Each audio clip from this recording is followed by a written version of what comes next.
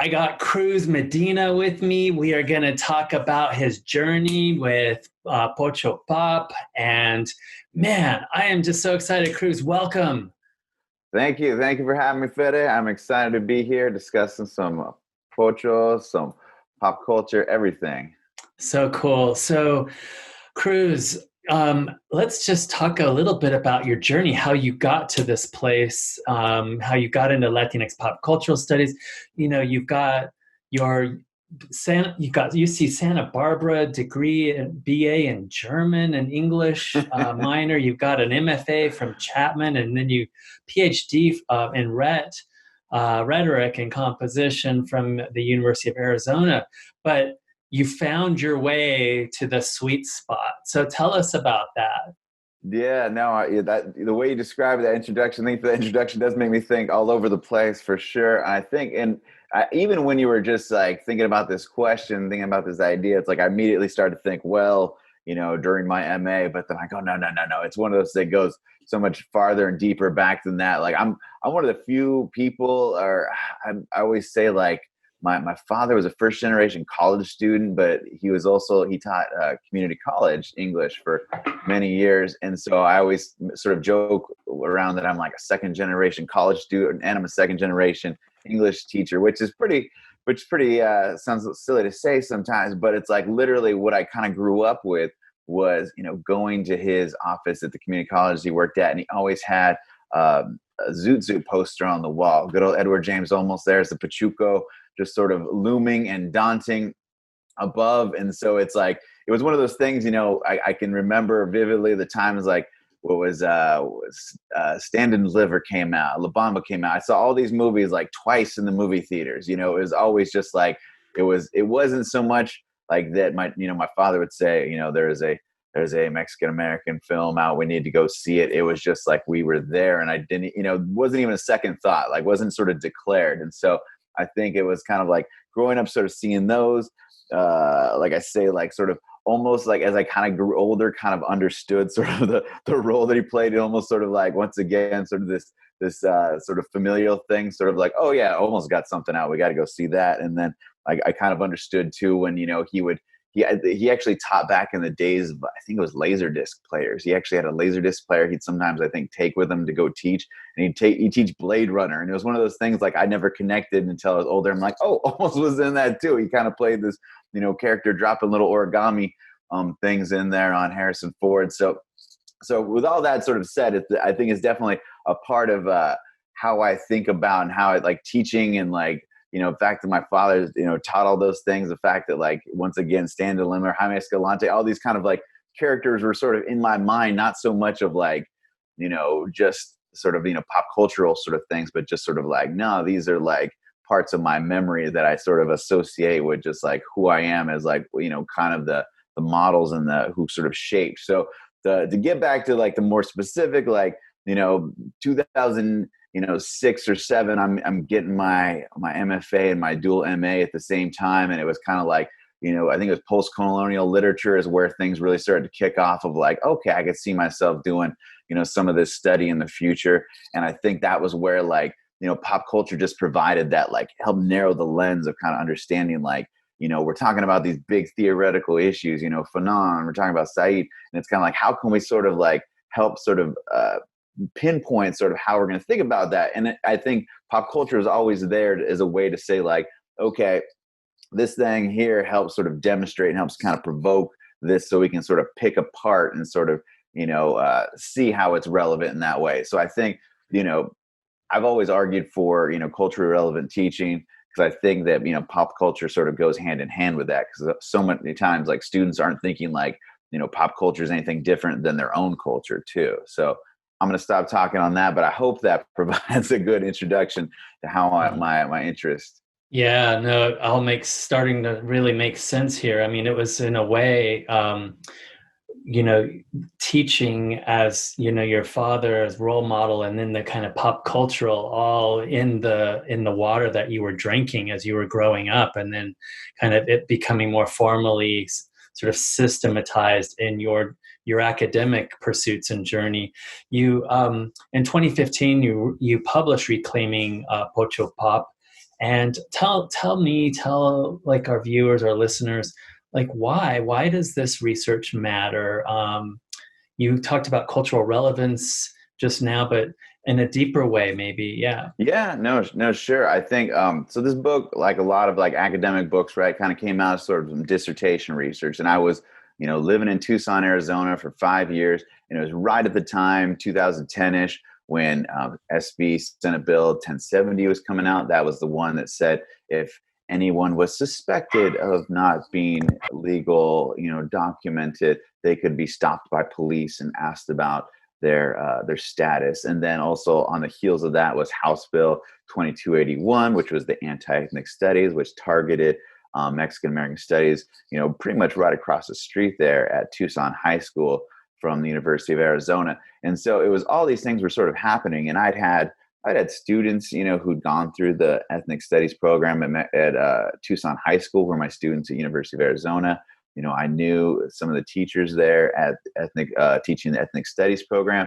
So it was one of those things, like sort of once all these bills were happening and once there was sort of like these students' movements to sort of protect it and talk against it, like it was one of those things where you're sort of living there in this moment. And it was like, I'm a SoCal Chicano guy. Like, so I'm, I'm used to some of this conservatism, but like once you get into like, Arizona conservatism was a whole nother, another game. So basically, what I kind of felt like and what I can kind of see now in retrospect was like so much of the sort of politics that was happening in Arizona at that time kind of like was a precursor for sort of the Trump sort of administration thing that happened. So basically like they were making all these sort of like outwardly sort of, discriminatory laws happening, against a huge Latinx population there in Arizona. And so it was one of those things where like it was just kind of like unbelievable. But at the same time, it was like when I would see the political cartoons by like Lalo Alcaraz, and I would see like the Daily Show segments where,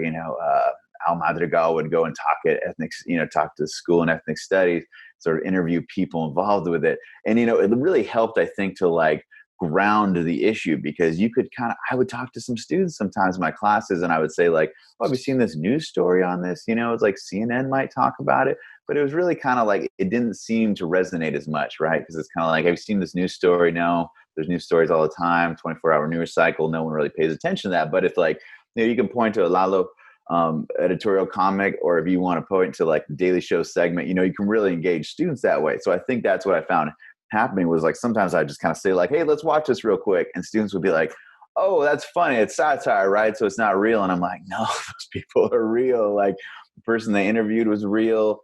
The teacher was real. And so, as much as we think about pop culture as being this thing that's like, artificial, it's created, it's simulacra of things, it's like, there's so much still rooted in just like saying like, okay, this is a part of our experience we can all kind of relate to in that way. And so to be able to talk about those pop culture, productions, it really kind of was like, it was a nice sort of solve, if you will. I think that really like just sort of like made me feel so much better to be like, okay, someone's talking about these issues. They're also kind of making jokes about these issues. They're being critical with these issues. So you don't kind of feel like you're always having to talk about it in just like this like heartbreaking way where you're kind of like, why are we dehumanizing these people? Why are we trying to take away this education from these students who are super motivated and who had not been motivated previously and now are just like the most engaged students who like want to do things for their community, and kind of like, why would that ever be a bad thing? And so being able to like talk about like the pop culture was a nice way to sort of get into that. And so being able to sort of talk about this and sort of the way it kind of trickles down historically, I think was just a positive experience for me to be able to write about it. And like, I think put these issues and these topics out, in a way, hopefully that once again, like to read about, and think about, hopefully kind of humanizes, but also kind of is in more an engaging way than sometimes just the law on its own, the news stories on its own, that all can just be such, dehumanizing rhetoric for so much of it. Cruz, you reclaim in this book Pocho. Can you tell us a little bit about that? Yeah, so I mean, I think I think it's Guillermo Gomez Pena who talked about that idea of just like a crisis of nomenclature was, I think, one of his terms he talks about, and it's kind of that idea that like, since I was born in 1979, right? So it's like I definitely feel like growing up, you'd hear the term Chicano, you'd hear the term Mexican American, hyphen, no hyphen, Latino.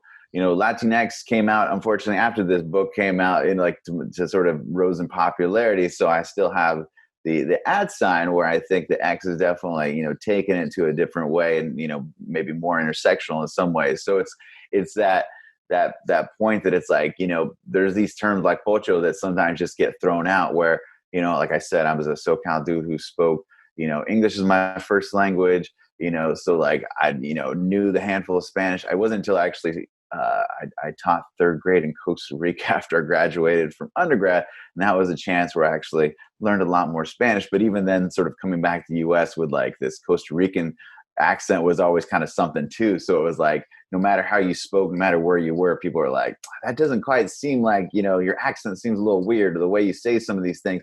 And that's a lot of that like Pocho experience, which is just sort of being that person who like didn't speak enough Spanish, didn't speak the right Spanish.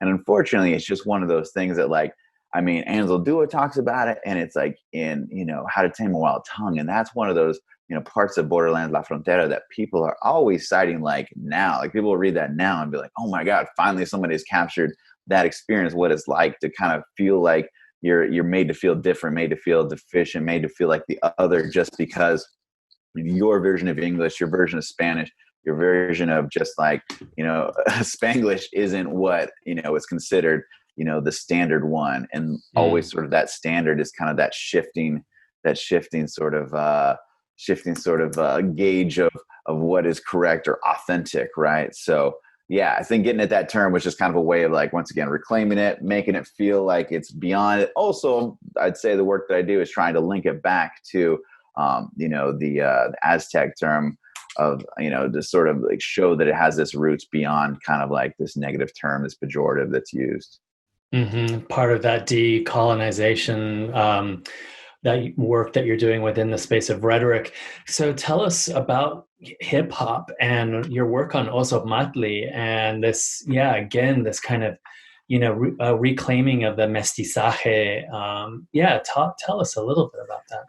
Yeah, so I mean, I think it definitely speaks to like, once again, it's always kind of those like personal stories, right? And I think I was in high school, and there was I grew up in Claremont, which is actually a college town. They had in the college, they had this concert every summer, or maybe it was actually not quite the summer. It was called Cahootec. So all my friends, we'd end up going to it during the school year, and it'd be like 2 nights. And I remember like I went one night, I missed the next night for whatever reason, and my friends came back and they're like, dude, you missed it. There was this band there, like called Oso Matli. Like they literally played, and everybody was dancing, and it was just like this vibe and this energy. And it was just one of those things where it's like, once again, as a teenager, you never want to feel like, that the term FOMO wasn't used back then, but it was literally like you missed what was perhaps the coolest thing ever. So like that quickly, their music kind of became the music of like my high school years, and then even into college. Like they were playing at UC Santa Barbara. I saw them play. And so I think for me, it was like they seemed kind of like that natural sort of mix of like, they had the hip hop lyricism of like the 90s that I kind of grew up with at that time in high school. But I think, so much of their music also reminded me of sort of the roots of like the same music I'd listened to with like, Los Lobos, with, the La Bamba soundtrack sort of growing up too. So it kind of like, there was just that strange sort of like, bringing together of just those different sort of links and roots, that it just seems so natural. So I think when it happened, sort of like having to think about it, or not having to, but sort of being provoked to kind of think about it in that academic way, that was one of those moments where I was kind of like, oh my gosh, they are doing that, like that blending. They're bringing things together in a way that like, it's made it really difficult for them, I think, as a group to kind of put the label on it. In my book, the nice thing was I'd written about them. I wrote an article that I kind of followed up with an interview in my book. And something I asked them was kind of this question of like, do you ever just try to do like one musical genre? Like, because you kind of do the hip hop, you kind of do the cumbia, you sort of mix all these together. And I think they said something to the effect of like, we tried, like, we'll try to sit down. Cause like, it's something that probably either their like agents or managers have told them to, like, hey, maybe if you did just one of these genres straightforward, you get sort of more of a wide appeal. because I think sometimes folks can kind of write them off as sort of like just this world music because we don't really know what it is, but it's like, no, this is LA music right here. Like this is when you have folks actually, you know, growing up in the same neighborhoods and having, you know, similar influences, but also kind of, you know, recognizing, you know, the beats and the rhythms that go along with the others that just sort of push the whole genre into a different space that, you know, it makes it familiar, but also very like foreign at the same time if folks are just coming to it from a different perspective. So I think being able to kind of articulate that was kind of one of those moments where I was like, you know, like sometimes folks are trying to analyze by like applying somebody like Hansel Dua to talk about, you know, all these different spaces. And it was like, no.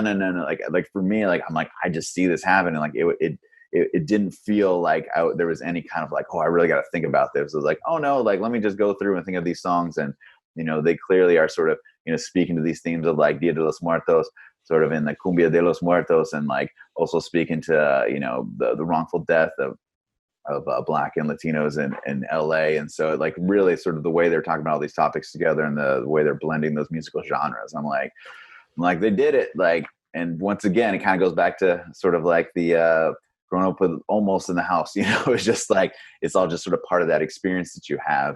So growing up in Southern California. Yeah, I love that, Cruz. You really got me thinking here too that, you know, we grow our concepts not just from other academic spaces or even hybrid spaces like Anzaldúa. We grow them from, well, like Latinx hip hop and, you know, like all the cool stuff that you and I engage with, like comics and, you know, Lalo's work and wherever. But like the concepts don't have to come from an academic page, right? Oh yeah, no. And I mean, I think so many times when folks are like, you know, worried about sort of like what's gonna, you know, have the most cultural capital, right? It's like, what should I write about because it's considered sort of the high art, right? It like, you know, that's where, fortunately, I think we're at this moment where we can kind of point to that and saying, you know, this question is a little bit, it's inherently racist or classist, right? Like we can kind of point that out, and hopefully, you know, like if you point that to someone, they'll understand and come around to be like, okay, no, this makes a good point, you know, versus folks who, you know, once again, might be only wanting you to talk about, once again, some of those high art things that I don't want to mention anything specifically because I don't want to hurt anybody's feelings. No, for sure. It does good work, and it has a really good purpose and function. But I'm more like you. I like to kind of grow my concepts from the kind of organic material and in an organic way. You also your worldview, your practice, your method is really kind of also working to decolonize the mind space as well as this digital archive. Can you elaborate on that? Yeah. So, I mean, I think a lot of my work sort of, or I should even go back to say, like, I think it was actually your brother gave me a really great sort of introduction forward to my book. And I think he was the one really to articulate sort of like how, you know, Pocho Pop was sort of pushing for this, you know, decolonial part of the sort of movement and sort of like thinking in that way. And so, you know, it was great. Like he really kind of helped articulate that. And then in all the other work I've been doing, it is sort of thinking about like, okay, how can we, you know, use these things that we're already using, but for, you know, either a really culturally sort of relevant way or in a social justice oriented way or in a way that really speaks to, you know, reflections on identity. So I think the image we have right here is actually a cover for a collection that I'm in where I'm actually talking once again, still reflecting on Pocho, but I was actually asking folks to contribute to the blog that I was sort of working on a lot at that time, Academia de Cruz.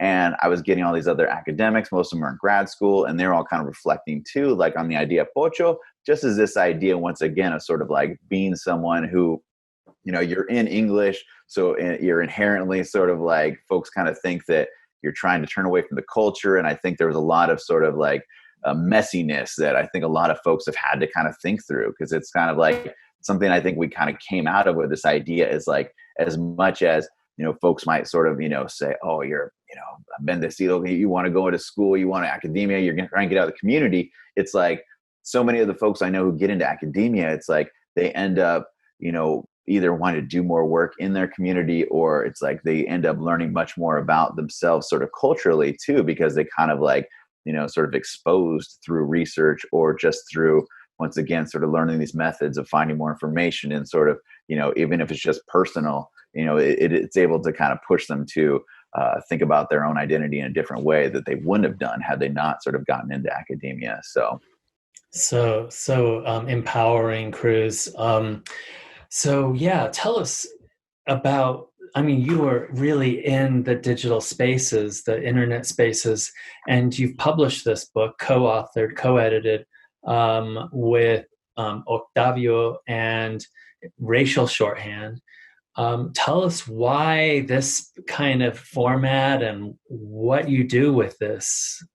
Yeah, so we're really, this was one of those situations I think that kind of comes out like you hear about, but you're not quite sure. I think we were presenting on this other collection I contributed to with Octavio, and I was talking about Twitter and sort of like how I had all these first generation students, working with Twitter, how they were using language differently in a which way that was like much more communicative, much more effective that way. However, because they were sort of mixing language, code switching, code meshing, it wouldn't have been considered sort of like proper English. So I was presenting Octavio, some other folks who were in this collection, and one of your emeritus colleagues, Cindy Self, was like, "Hey, we need to do a collection for our open access book series." And so it was kind of one of those cool moments where you're like, "That is amazing. I would love to. However, we've already basically published on this." But it was basically a good sort of provocation to say like, okay, what kind of ways are we thinking about using, culture? Because like I said, sort of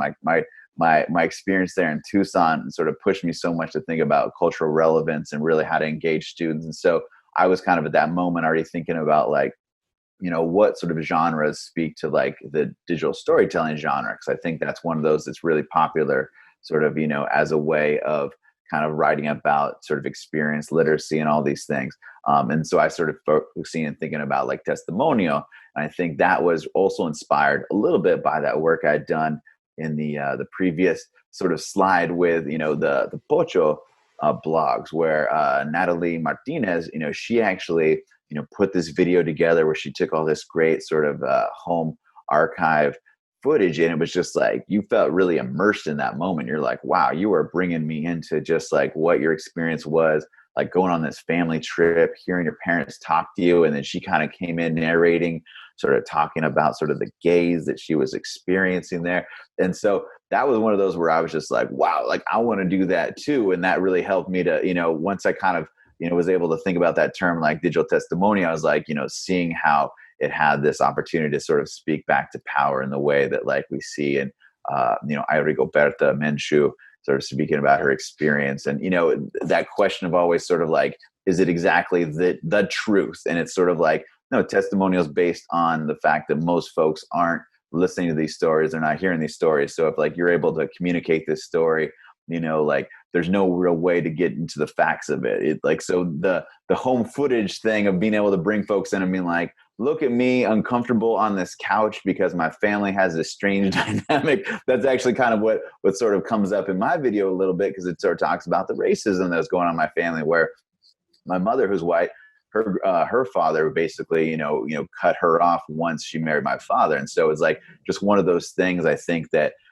echoed in sort of, once again, it's kind of always there. And so, maybe that's also why I like pop culture, because sometimes you talk like up until, recently, I think you talk about something like racism, a lot of folks would be like, yeah, is it really still around? Like I remember talking about that like 10 years ago, in classes, and folks would be like, this doesn't really seem that racist, is it? So it's kind of one of those things where it's like, as all the allies start reading all the books on racism now, they're just like, oh, wow, golly, this is really a thing, so it's once again, like being able to sort of capture that experience, I think, for students, asking them to think about how they could write about this, but how they could also maybe, bring in their own work, bring in their own, video, bring on their own images, and help the audience of the, not only the class, but also like maybe their family. If they're going to share these videos with their family, how can you get them to be thinking about this? And then, of course, the other contributors in this were, running with this. Like some were doing the,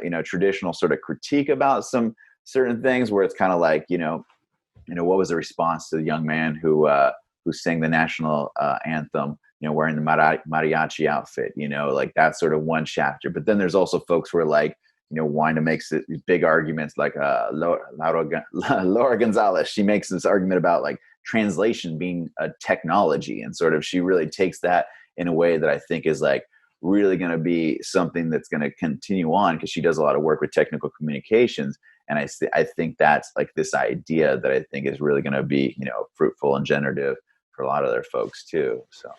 Absolutely. Access, all about access, and also empowering the voices, and the voices not always necessarily needing to be kind of transcribed through alphabetic text, right? So important that you're doing this work. Speaking of your blog and Tumblr and all of these different ways that you kind of are in the social, public, political space, do you see this as a teaching by other means? And if so, how, et cetera? Yeah, I mean, I found myself a lot more sort of, in a lot of classes, for the big projects, sort of putting it out there saying, hey, you can choose your genre that you want to write in. And by that, you could do a formal essay, but you could also do a website. You could also do, a video. You could do a podcast, because I think once again, like, this is literally an idea that, writing studies, there's some folks like Kathleen Blake Yancey who was saying like in early as like 2000, like, students are writing in all these different kinds of ways, like online, that we don't really recognize in the classroom. And so, there's been, I think, as much as folks have kind of thought that, it's like, like even still, I'll have students where I'm like, hey, we're going to make a video right now. And they're like, wait a minute, like I haven't made a video in high school before. And it's like, unfortunately, you can kind of see that, coming out of like, the students who are like taking these courses, high school, where it's all very much teaching to the test. And then you take, have some students who are just like, oh, I went to this really good high school. So yeah, of course we were doing videos back in like middle school, so like, I think, so maybe that's where I think, in college it's nice to kind of be like, okay, we're all going to kind of bring all these experiences together, and we're going to give these different options. And what I think we find is that, students are learning from each other. Students tend to remember that they knew more about composing in different ways in online spaces, and they kind of already knew about, when you talk to them about sort of the juxtaposition of text, video, and sound, they're kind of like, oh yeah, like a Snapchat story, right? Like, or, like our Instagram story. It's like, it has all those things. And like, so I'm trying to see how they all kind of work together, and maybe you don't want to be too on the nose about music, and you kind of want to have the text maybe not exactly save, or maybe do, depending on sort of what the action is happening in there too. So, you can kind of get a lot of these, once again, sort of really, relevant things that they're already kind of thinking about, but also kind of saying, okay, so how can we break this down in the stage writing process that we're already doing too? So like, how can we, think about brainstorming as maybe bringing all these images together? Or if we want to write a script, because maybe we do still want to have like really organization that helps us for our writing process, because everybody's writing processes are different. How can we break that down then too? And then once again, what kind of tone are we trying to affect? And when we think about that, sometimes, students have a really difficult time, but then you go, well, what if we want to put in music or a soundtrack into this? Then it's like, oh, that makes a lot more sense. Like, I know tone when it comes to thinking about music. So, it can kind of be one of those things where hopefully it's like, developing their literacy skills and working in these digital spaces, hopefully, still correspondingly helps when they're thinking about writing too. Because if they're hopefully going, okay, I have a better idea now, maybe thinking tone in the same way I might have a better idea thinking juxtaposition when I'm having some quotes that come in that really, go against the way that I'm talking about things, but also kind of like, bring more life to the experience of the reader too. Because I think something we always talk about with these digital and multimodal is a term that we often throw around too, like that if they're really effective, they have sort of that experiential sort of immersive quality to them. And that's something, like I say, like goes back to my thinking about the testimonial and Natalie Martinez's, it's like, I felt like I was there with her on that trip. And that helped me to kind of understand like, oh, we don't want to just do like PowerPoints that we kind of talk over, right? Like, you're not really engaged with that as the audience. I'm not as engaged, your other students in the class maybe not feel as engaged too. So, thinking about those kind of ways to assess, I think, brings in those real world stakes that I think helps students understand like things like audience that can seem a little bit more vague in general. Multimodal teaching, investment, and transformation. Um, you know, social justice. I mean, it's in the air, the water, everything that you and I breathe.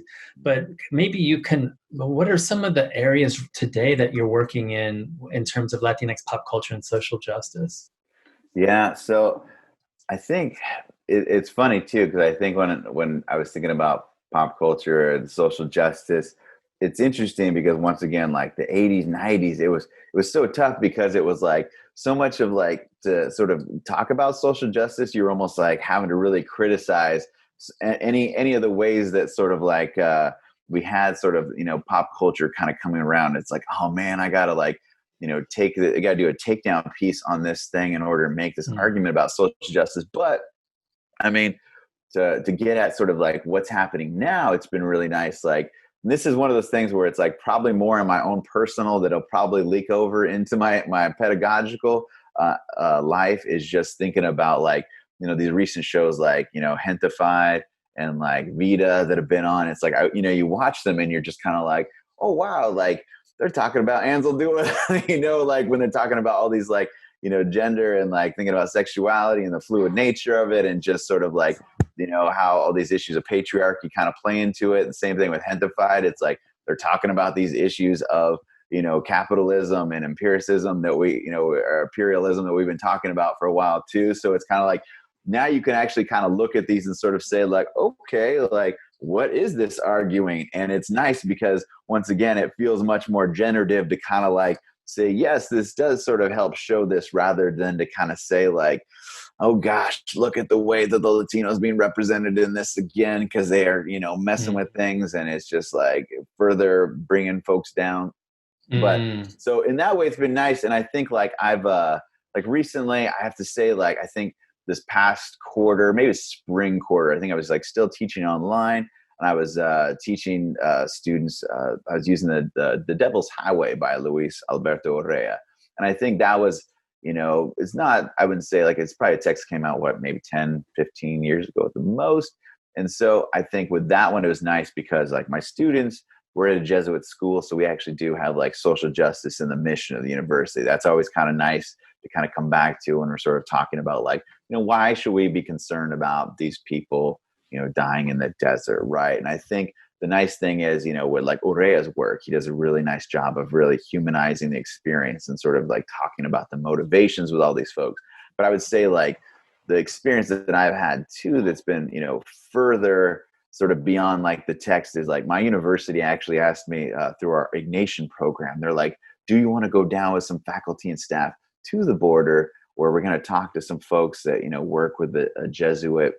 It's a place where they actually like offer food to migrants who have been recently, sent back through. And so a big part of the thing that they do is actually having all these faculty, staff, and students who come through like serve food to these migrants who are coming through. And then after we serve, we got to listen to some of their stories. And so it's one of those things, for me, it was like, I'd read these texts, I taught these texts, but then being able to sit down with some of my colleagues, and oftentimes I was having to translate, it was like you kind of had the heartbreak twice because the person would tell you, and then you'd have to turn and tell your colleagues sort of what they were talking about, their abuses they suffered from, immigration and things like that. And so basically, family they're leaving behind and all the parts and like their fear of going back is not, then being exiled for much longer. And just sort of like having to tell these stories once again, it's like, it's one of those things where, they tell us at the end of it, they're like, we want you to share our stories. Like, please, like, we're here to tell you because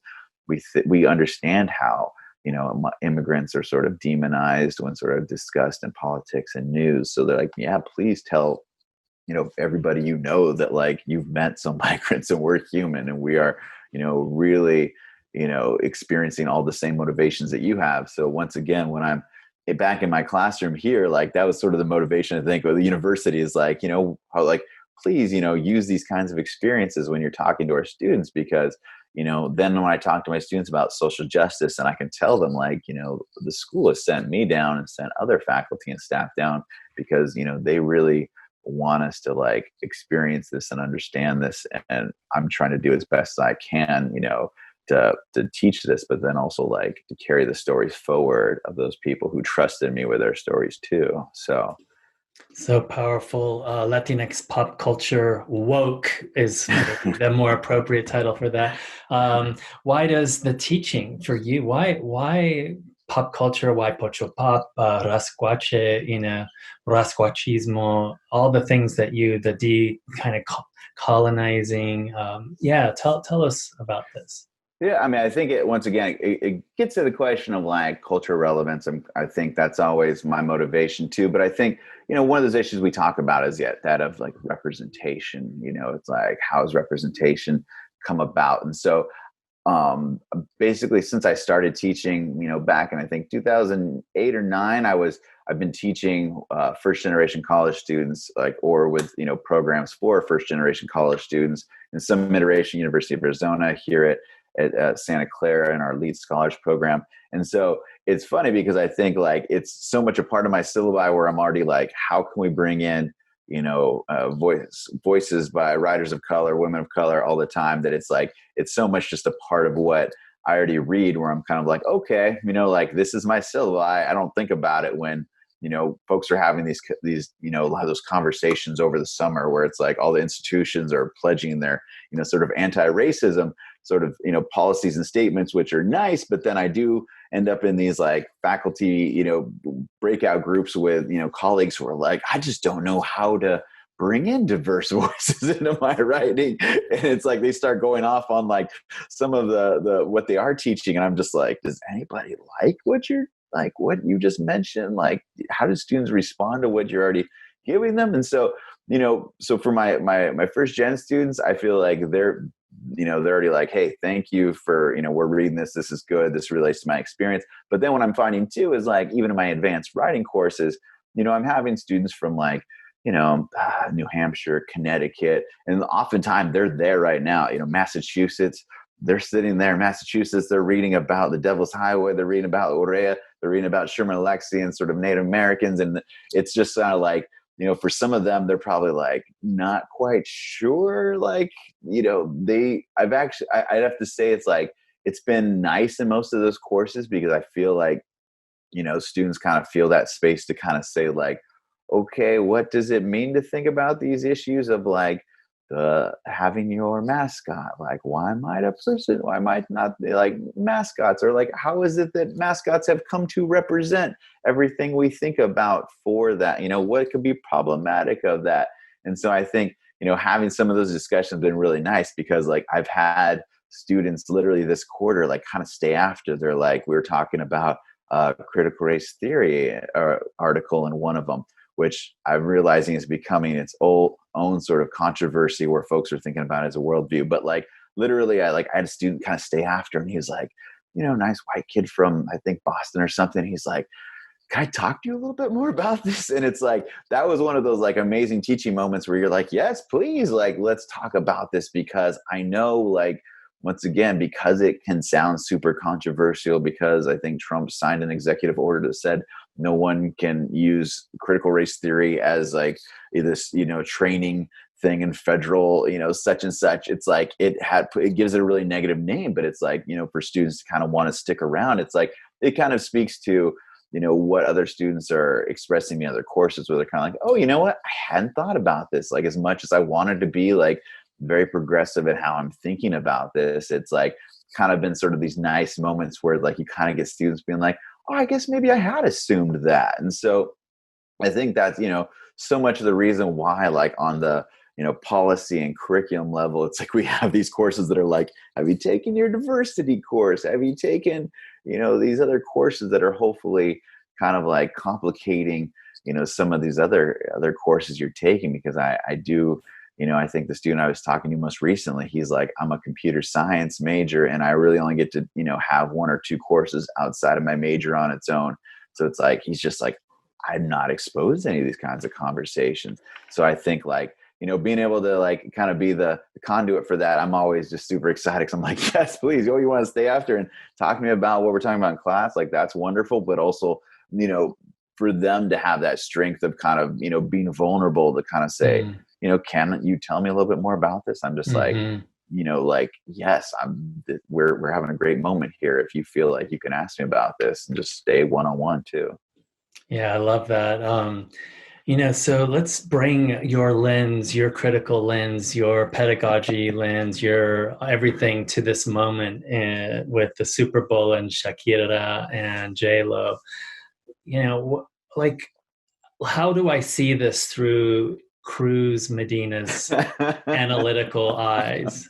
Well, it's one of those things, right? We talk about like you carry with you sort of the experiences of others too, and so I think one of your collaborators, I think is really informative to my development of my lens, which is Bill Naricio, who's Tex-Mex book. It's like I'm seeing this right here more through his lens almost too. It's like the seduction, sort of like how can we commodify the female Latina body? How can we play into these old tropes of like the fiery Latina? And it's like I remember sitting here watching this Super Bowl and kind of having that moment where that duality where you're kind of like yes, they're in the mainstream, and then you're going, why do they still have to be just having to really kind of put themselves out there in this way that is just like it's all based on aesthetics and the sort of the putting the body on parade.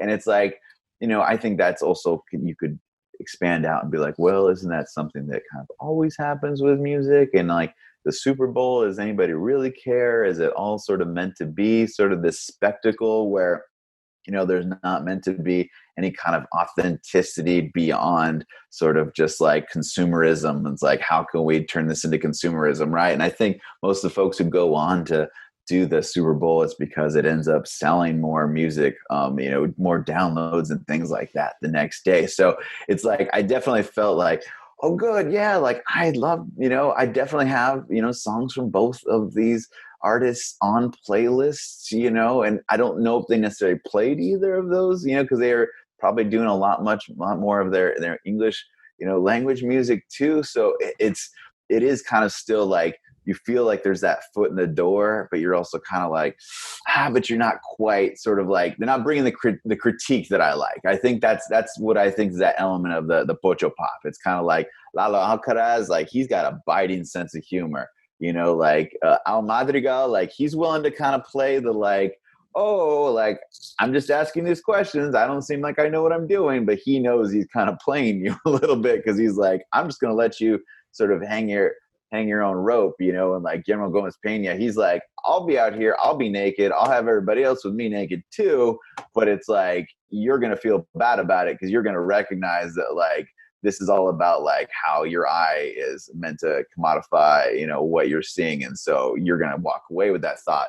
Unfortunately, once again, we're kind of knocking on the door, we're scratching the surface with just like, yeah, representation, but it's like, okay, like, how can we change up the music? How can we, it's just not there yet, right? It's like you want it to be there, but once again, it's like, yeah, you see J-Lo too, and I also, goes back to Selena and all the talk about the new Selena show where everybody's just like, oh, they're just trying to recreate the movie, which was kind of good enough at that time, but it's also like, we've moved beyond that, so we need a little bit more, a little bit more in it, a little more substance than just kind of like, oh, it made it into theaters. Oh, we got Edward James Olmos again, being her dad, and we love him. But it's also kind of like, there's already pushback when that film came out, when like, a Puerto Rican was playing a Tejana. And so it's kind of like, we're at this point too, where we're expecting a little bit more. And that's great because that's